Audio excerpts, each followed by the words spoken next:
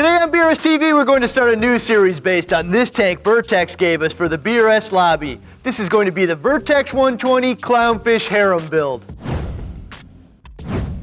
Hi, I'm Ryan, host of BRStv, where each week we cover a new topic related to reefing. This week we're going to start a new tank build for the lobby here at BRS. Vertex was kind enough to donate a tank which looks pretty sharp, especially the stand. We're going to set this thing up into a species-only tank filled with clowns, often referred to as a harem. It's typically not advisable to house more than 2 clowns in an average-sized tank.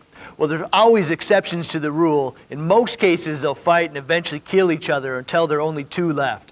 However, there are ways to reduce this aggression and create a healthy environment for multiple clowns. In fact, it's part of the clown's natural behavior to live in a colony with a single female, a male, and some smaller males or juveniles. The female will be the largest and most aggressive, followed by the dominant male. If the female were to die, the dominant male will change sexes, begin growing, and become the female of the harem.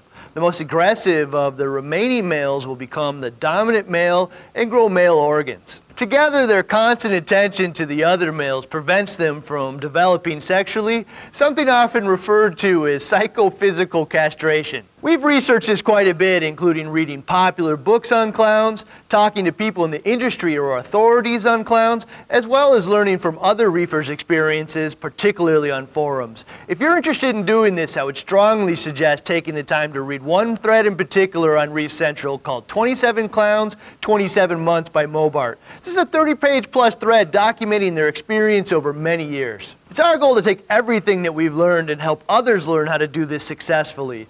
The main components of success seem to be providing enough habitat that they don't feel the need to fight over it, as well as provide the less aggressive juveniles a place to escape the aggression. Considering the relatively small size of the aggression circle a typical clown protects, this 120-gallon tank with a slew of anemones should be adequate. Another critical component is managing food aggression.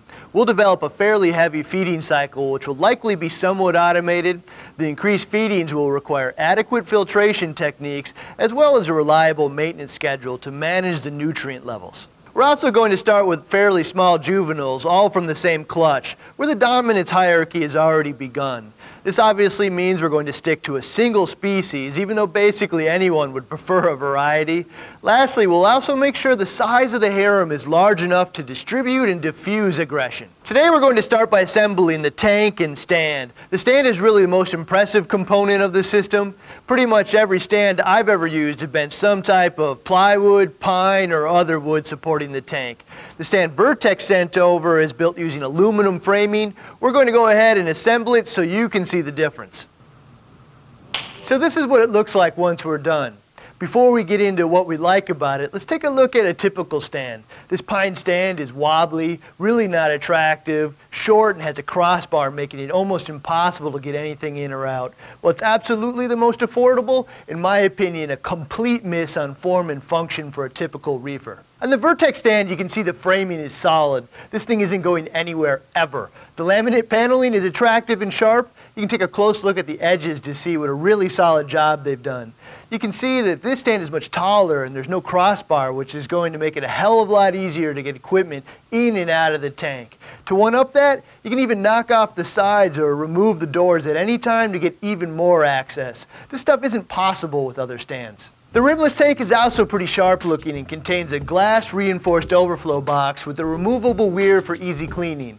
In the next episode, we're going to get this thing plumbed, full of water, set up the filtration, and get the rock cycling. If this is your first time with us, hit that subscribe button because we do this every week and this series is going to be pretty cool. See you all next week with another episode of BRStv.